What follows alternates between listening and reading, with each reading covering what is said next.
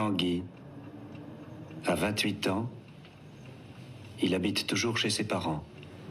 Énorme succès en France dans les années 2000, ce film raconte l'histoire d'un jeune qui ne parvient pas à quitter le foyer familial. 20 ans plus tard en Espagne, c'est une réalité. Plus d'une personne sur 4 entre 20 et 40 ans vit encore chez ses parents. C'est le cas de Nouria. Elle a 23 ans et vient de finir ses études. La raison principale pour laquelle je vis encore chez mes parents est d'ordre financier. Je n'ai pas la stabilité nécessaire pour payer mon propre loyer. Et puis il y a bien sûr tout le confort de vivre chez eux, les repas, les tâches ménagères. Je n'ai pas beaucoup de choses à faire à la maison et je peux me concentrer davantage sur mon avenir professionnel. Si Nouria voit encore quelques avantages à vivre chez ses parents, elle ne cache pas son envie d'indépendance. La plupart de ses amis sont dans la même situation. C'est devenu une banalité en Espagne, au point que de nombreuses séries télévisées y font référence.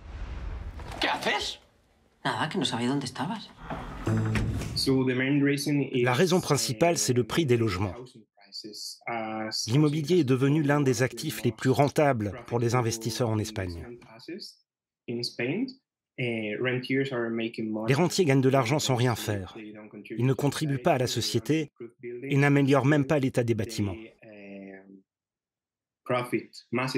Ils sont les grands vainqueurs de cette crise du logement et empêchent les jeunes de mener une vie indépendante. Encore cette année, les jeunes Espagnols ont manifesté leur colère, car l'augmentation des loyers retarde leur émancipation. Conséquence, ils vivent chez leurs parents en moyenne jusqu'à l'âge de 30 ans, beaucoup plus longtemps qu'ailleurs en Europe. En Europe du Nord et de l'Ouest, comme en Suède, au Danemark, aux Pays-Bas et dans une certaine mesure en France, les jeunes quittent le domicile parental dès le début de la vingtaine, voire à la fin de l'adolescence. Et ce, avant le mariage.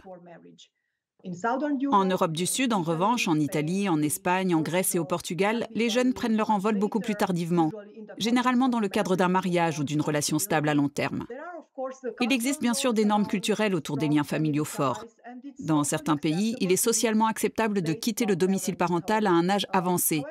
Cependant, en raison du faible investissement dans le secteur du logement public, les parents compensent eux-mêmes le manque d'investissement, notamment en Espagne. C'est le cas dans ce secteur, mais aussi dans tous ceux où le soutien est inadapté. Des cultures différentes, mais aussi des politiques publiques différentes d'un pays à l'autre.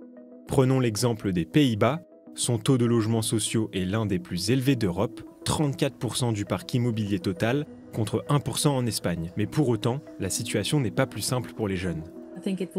Il serait intéressant d'examiner la définition de ce qu'est un logement social et à qui il est destiné. Et à ce moment-là, je pense que la situation paraît plus sombre pour les jeunes aux Pays-Bas, car ils ne sont pas nécessairement le public cible de ces dispositifs. Cela est beaucoup lié au changement politique de ces 10 dernières années. Ce sujet, à mon avis, a reçu moins d'attention. Nous devons veiller à ce que les jeunes ne soient pas oubliés.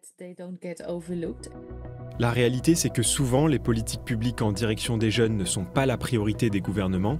Il faut dire que les 15-29 ans ne représentent qu'environ 16% de la population européenne. Mais est-ce une raison pour ignorer leurs revendications ?